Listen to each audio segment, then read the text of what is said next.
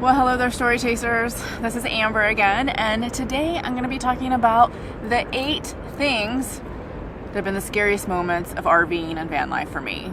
So it's not to say that it's been horrible, and I've been doing this for 3.5 years. So really, out of 3.5 years, having 8 somewhat scary moments, that's not too bad. All right, guys, let's get started.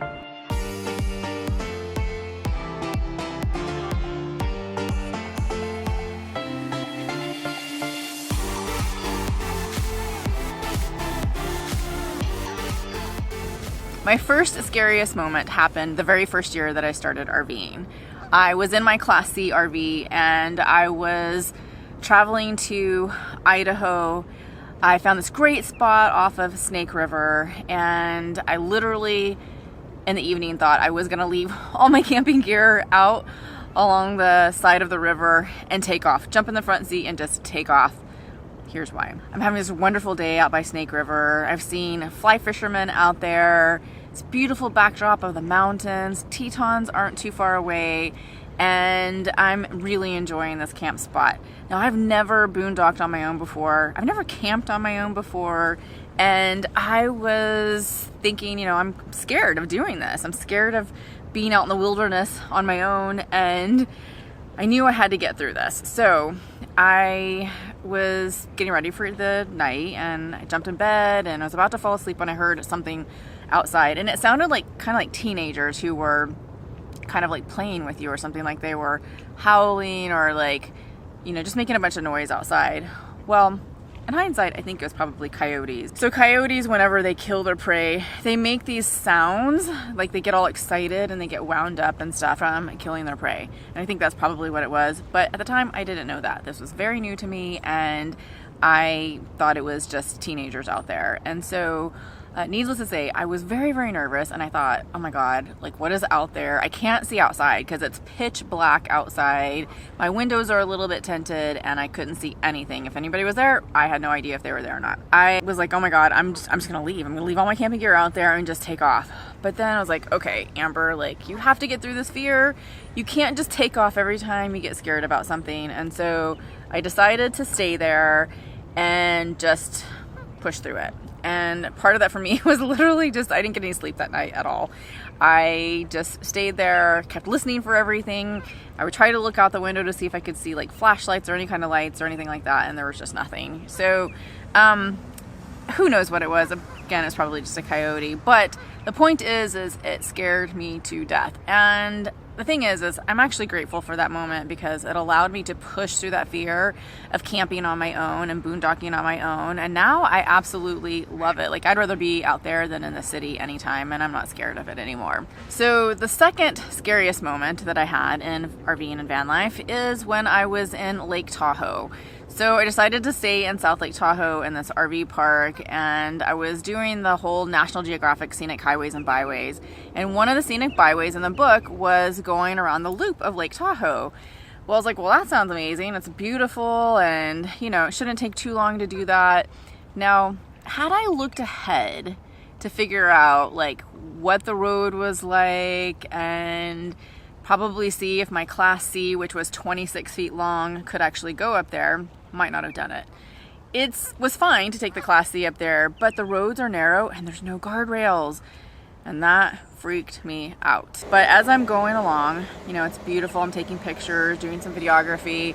I come across an area where there's no guardrails, and I'm going up these switchbacks, climbing these areas and switchbacks, and it was nerve-wracking for me. And part of it for me is my anxiety gets a little up because I'm still new to RVing. I'm still new to my Class C. I'm still not sure what this RV is capable of, and it turns out it was fine. But if I didn't push through that fear again, I would not have seen the most beautiful moment when I got to the top, and that was to see all of Lake Tahoe from this cliffside. And I'll link the video right here so you can see it. But it was absolutely amazing. But definitely a scary moment for me. This is something that I talk about all the time, and that is, on the other side of fear is your greatest reward. And in that moment, that was absolutely true because I saw this spectacular view, and I overcame that fear. And the more I climbed mountains in my RV or my van, or went downhill and learned how the engine braking worked, and I got familiar with the RV, the more comfortable that I got with it. But it was definitely a scary moment for me, and my heart was racing really fast.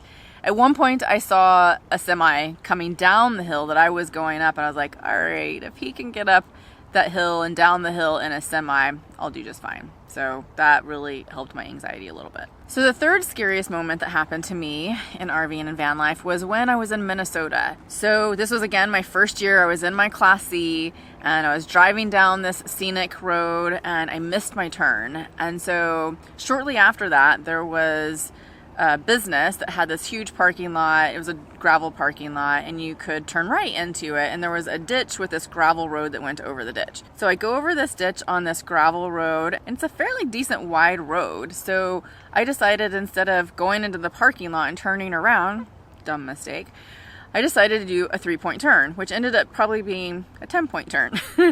But needless to say, I'm just, eking my way through doing it. I have no idea why I decided to do that in that moment. It was quite silly, actually, considering there was still a lot of space in the parking lot to turn around. But for some reason, I just thought I could do it really quickly. At some point, as I was just about to get back out on the road, I had backed up one more time, and then I was going to go out into the road, and all of a sudden, my RV started going backwards. I was like, oh my God, what is happening? I had no idea what was happening. And I hit the gas to go forward a little bit, thinking, oh my God, what's happening? I need to get out of this. And I hit the gas and then got stuck. So I got out, looked at it, and what had happened was the road had actually given way and I was going backwards into this ditch. Horrible. So I thought, okay, I'll get in the RV and I'll see if I can give it some gas and get out of it. I buried myself even more. So I didn't know at the time that you should not do that. I learned my lesson, I think, very quickly on that one. So interestingly, during that time, there was 2 people that stopped and asked, hey, do you need help? And I'm like, oh my gosh, yes. And I was so thankful for them in that moment. So one of the ladies knew the neighbor next door, and he had a backhoe. Like, how does that even happen? I'm in this situation and the guy next door has a backhoe. I was so thankful for it. So he came over, and he was an older man, and he gave me a little bit of crap for getting stuck and doing what I did. And I was like, you can say anything you want to me, just get me out of this. And so he had a chain on the backhoe, hooked it up to the frame underneath my van, and pulled me out like in no time. It was amazing. That was one of the moments where I feel like I had this renewed faith in humanity. And as silly as that may sound, that someone just stopped to help, I hadn't really experienced that a lot in my lifetime. And so it was nice to see that these people just wanted to help and saw someone in a situation where they needed help and just dropped everything and did it. As I was saying before, I talk a lot about overcoming fears in nomad life, and I talk a lot about how to transition in this type of a life. So if you are looking to transition into RVing and traveling full-time or even part-time, I do have what's called Nomad Mentorship Bootcamp, where I literally mentor you through the process of transitioning into this lifestyle through 8 different weeks of modules. It's online learning, and then every month we have a live video call where you can work directly with me and the rest of our students in the community. We also have a private Facebook group that is absolutely amazing. We have the coolest people in there. I just love them. They have so much to offer. It's not just me that's teaching, it's other people in there who are teaching and sharing their experience and sharing what they're doing. And I'm thrilled to have everybody in there. It is so amazing to see everybody's journey and to see people who have started the course and who are now buying the RV and they're about to launch into nomad life. It is so amazing for me because I get to see it all too and know that I was part of that journey a little bit. And so it's just exciting to see their enthusiasm. But if you want to do that as well, down in the description box and the pinned comment, there's a link to joining my free masterclass, which shows you a little bit about how I teach, and it gives you some more information about this nomadic lifestyle. And within that, there's a link to join the Nomad Mentorship Bootcamp. So click that link below if you're interested. And we're going to continue on with the other reasons why I've had some scary moments in van life. So my 4th scariest moment in RVing happened in Yuma, Arizona. Now you would have thought that I would have learned my lesson from getting stuck in New York that I just told you about, but no, I didn't apparently. So I'm in Yuma, Arizona. I looked on compendium.com to find a BLM spot or some kind of free camping spot in Yuma. And I found this spot just right outside of Yuma, Arizona, that was flat, and it had like all these RVs, pictures of RVs and stuff on it. And so I was like, all right, this seems like a good place. I'll go out there. I looked to make sure that the cell connection was really good there, and it was. So I get out there and I see other RVs around, and I'm like, all right, this is good, not a big deal. Go out to a place that's a little bit further away from people, and I stopped to kind of survey the area and think, all right, I'll stay here. But I wanted to kind of maneuver the RV around a little bit and get it in the right position. So I started to do that, and I'm not going anywhere. I could feel that my wheels were stuck in the dirt. And up to that point, everything felt super solid. Didn't feel like sandy or anything like that, and it looked like it was completely solid. And so from the first incident, I had learned that if you can rock your vehicle, your van, or whatever you have back and forth a little bit, you might be able to get out of it. And so that's what I did, and I got myself stuck even more. At one point I thought I was gaining momentum, so I did hit the gas, which you're not usually supposed to do, but I thought I was getting momentum, and so I just wanted to hit the gas a little bit to just keep going. I didn't. I got it stuck worse, and the bottom of my RV was on the ground. The back end was on the ground, and that's where my propane tank was, my fresh water, my black tank, everything was all back there.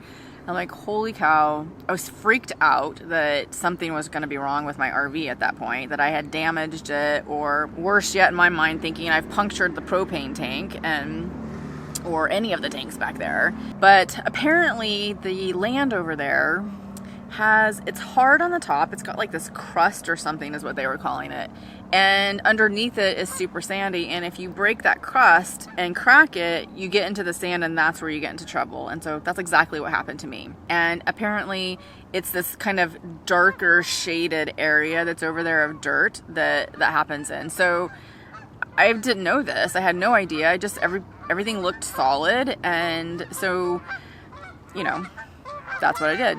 Oh, we have Canada geese again.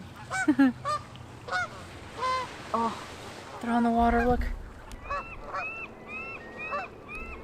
Sorry, I had to take a little break there to see the Canada geese. So in that particular situation, how I got out of that one is I had to call the equivalent of AAA. So this was actually through Winnebago. It was roadside assistance, and they came out, no problem.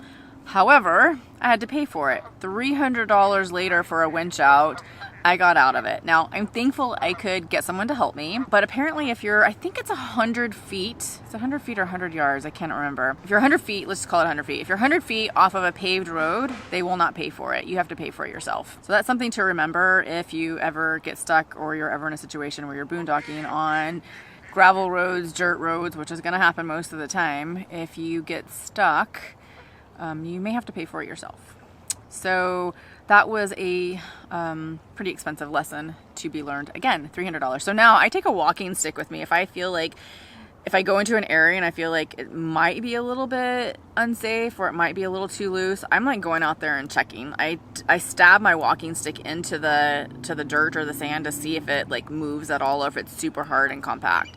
And that has helped me a lot. All right, we're on to number 6, scariest moment in van life now. And that was last year when I was in Alaska. My van actually caught on fire. Whew, that was a trying time, let me tell you. That was super, super scary, and really one of the absolute scariest moments that I've had being in this nomadic life. I was driving in Homer, Alaska. I was with my friends Mark and Shay, who have a white Sprinter van.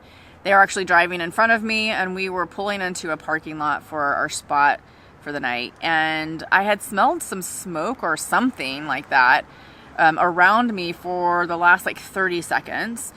And I was like, oh, it's just the area. There was forest fires that weren't too far away.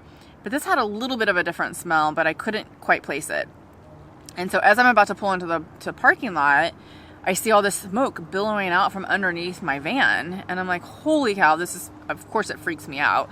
So I pull into the parking lot as quickly as possible and put the van in park, grabbed Lily, grabbed my purse, grabbed my keys, threw all of that inside of their van, and Mark and Shay, of course, are seeing what's happening. Mark actually comes over to the van, he's surveying it, he's super calm. I'm not quite sure how calm I was. I was trying to be calm, but I was super nervous on the inside, like what is going on, and trying to figure out what is happening. And I didn't want to open up the hood because I'm thinking, oh my God, if there's a fire under there, it's just gonna like come out like really quickly. But Mark was like, let's open the hood. He kind of put his hand on the top of the hood to feel it, to see how hot it was. And so while he's doing that, I like popped it. He's opening the hood. I'm trying to find the fire extinguisher. He's still trying to figure out where the fire is actually coming from. And so what had happened was there was this white, it's called a white stator wire, that was coming from the Wal-Mart. The Wal-Mart is connected to the alternator, and that actually basically tells the batteries how much charge to get from the alternator. So it manages that whole system. It has this white stator wire that had come loose from one of the pins and hit another pin and caused a spark. The spark caused a fire and went down the wire harness, down to the alternator, and caught it on fire, down underneath basically the right quarter panel of the van. And that's where Mark found the fire and put it out with a fire extinguisher. Needless to say, it was super scary because at that time we had no idea what was actually happening. We just knew that there was a fire and we had to get it out. So I am so super thankful that Mark and Shay were there because boy, they really, really helped me in that situation. It was super scary and I had never dealt with a fire, not in a home or in the van at all, anything like that before. And thankfully they were there because I didn't even know how to use a fire extinguisher. So in that moment I was like, I need to figure out how to use this fire extinguisher anyways, and probably get a secondary fire extinguisher, because once you use that first one, it's gone. And there's only like a couple of shots in it, which I didn't know. It was a very, very scary moment, and also a learning experience for all of us Heimer owners. So once we figured out what the cause actually was, we were able to notify all the other Heimer owners and have those wires actually removed. Turns out we don't even need that white stator wire. And later on, the manufacturer, Nation's Alternator, stopped actually sending Heimer alternators with that stator wire on it. They had actually removed it, but Heimer had never taken it off. So there's all these people out there that have these white stator wires. So if you are a Heimer owner and you still have that white stator wire, you need to remove it. So guys, I want to hear from you. Leave me a comment below. What have been your scariest moments when you've been on the road? And if you don't have any scary moments of being on the road and you're looking to go into RVing or van life, let me know, what are your concerns? What are your fears about it? And leave that comment in the comment section below. How many times can I say comment? On to number 7. That was when I was, well, I can't remember where I was at, to be honest, but I was in a Wal-Mart parking lot. I just don't remember what state I was in, but I was in a Wal-Mart parking lot in my white van that I have now. It was at night. I was still awake in bed watching a movie, and it was a little bit warm outside, so I had the windows popped on each side, and I had the window shades in the front and on the driver and passenger side up in the windows, so people couldn't see through those and I couldn't see out. If you've seen my van, you know that the side of the windows are tinted pretty dark, and so people cannot see in them unless there's some light inside there. But when you have the window coverings down, you can't see anything inside there. So window coverings were down a little bit, except for the very bottom where I could get some ventilation from the windows being popped open, and there was like a little bug screen there. And all of a sudden I hear someone outside kind of rustling around my van. And so I opened some of the screens and saw there was a guy going to every window trying to look inside my van. I kind of called out and was like, can I help you? And he jumped back, like he was freaked out that someone had actually said something to him from inside the van.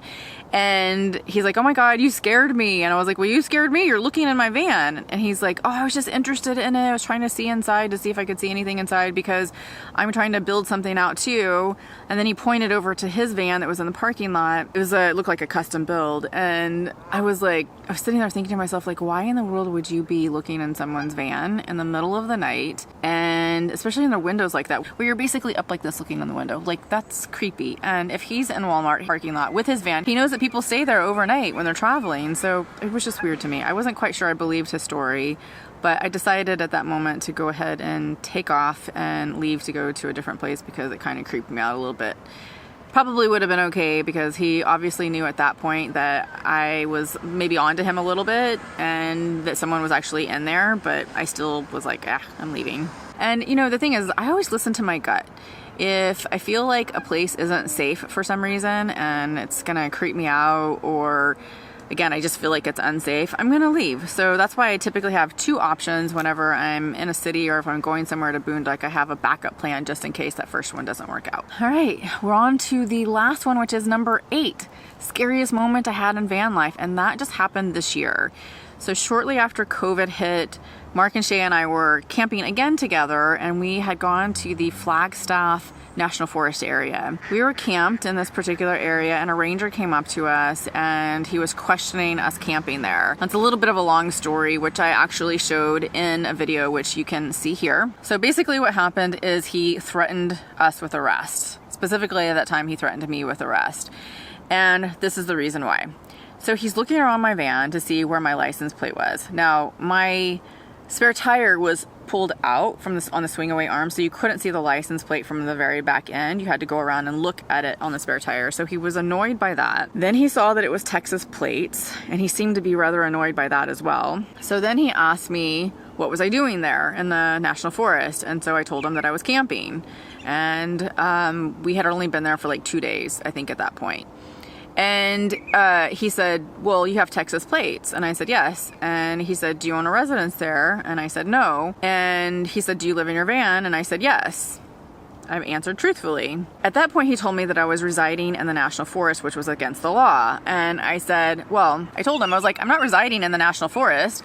I'm living in my van, and I'm legally camping in the National Forest within a 14-day limit. And I'd already been there in a couple, so I still had about 12 more days left. And he kept using the word reside. And so we had a difference of opinion, and he basically said he could arrest me. They've arrested people like this before, and that he would just let the judge figure it out. And so here's the thing. I posted this video, which I linked to you earlier in the above here in the corner, and I had so many comments from people, like really great comments for people who had either been in the same situation in Flagstaff and they had told their story, or they were telling me what I should or shouldn't have done in that particular situation because of what I had said. Maybe I could have worded it a little bit differently. So you guys had some really, really great ideas. And in that moment, like, I wasn't gonna lie. I've never had to lie to a police officer about anything. I didn't want to, and it's always been okay. I'm not doing anything illegal by living in my van full time. It's not illegal to do that. Words of wisdom from you guys were basically to not have said that I was living in my van, but to say I was camping in my van and that maybe I was renting something in Texas, which I am because I'm domiciled there. Oh, and the other thing was that everybody had said I should have gotten his badge number, I should have asked for his name, and I probably should have recorded it on my phone. The problem is that this man was not being reasonable, and we were trying to diffuse a situation rather than make it worse. And I guarantee you those 3 things, any of those 3 things would have made it worse. Even though it was completely in my legal right to ask for those things and to record. But this man was not being reasonable. He was irate. He was very upset. Like, Mark couldn't even believe that he was talking to me like that. The problem is when you're dealing with someone that is unreasonable, it is hard to reason with them. And he just wasn't seeing anything about what I was saying at all. And his solution was to just arrest me and let the judge figure it out. And what's interesting is there was so many comments from people who had similar situations where they actually did get arrested. And that's not what I wanted. I don't want my van impounded and have to pay all that money. I don't want to have to deal with the legal stuff. My dog is in there. You know, she would have probably been taken to Humane Society or county shelter. I just didn't want to deal with all that. For me, it was easier and more healthy for me at that moment to try to diffuse the situation rather than stick to what was the principle of the matter and get his name, badge number, and maybe record it. So that was super scary. Like, I was left just shaking. And so we all like picked up camp at that point, and we had so much stuff out too. And we were trying to pick up camp, and none of us were talking to each other at all because I think our nerves were pretty frazzled at that moment. I've never been threatened with arrest. I've never had cause to be arrested. So it was pretty scary. But I think during this time, during this year, you know, after COVID, and everything has been super different in this, you know, RVing world because of that. And I think it just, people's nerves were on edge. And yeah, he might have been having a bad day. And yes, they're having to deal with a homeless population there. But it still didn't make it right what he did to me. And at the end of the day, I did what I thought was best in that particular situation. But I now know, like, to probably word it a little bit differently. So thank you guys for that and all of your help with that situation. And this is a quote. This is something that I quote all the time, which is your greatest reward. No. This is something that I talk about all the time, and that is your greatest. This is something that I talk about all the time, and that is. Oh my god, I can't think of it. This is something that I talk about all the time, and that is. Oh my god, why can't I think of it? I talk about it all the time, but yet I can't get it out of my mouth. All right, guys, that is it for this video. I so appreciate you watching, and I hope that you like this video. If you did, give me a thumbs up. Of course, hit that subscribe button if you have not already subscribed, and share this video with anybody who you think might be helped by all of the content that I put out regarding van life, working remote, getting rid of your fears, and maybe taking that Nomad mentorship bootcamp course if they're looking to transition into this particular life. Thank you so much again, and I will see you in the next video. Bye.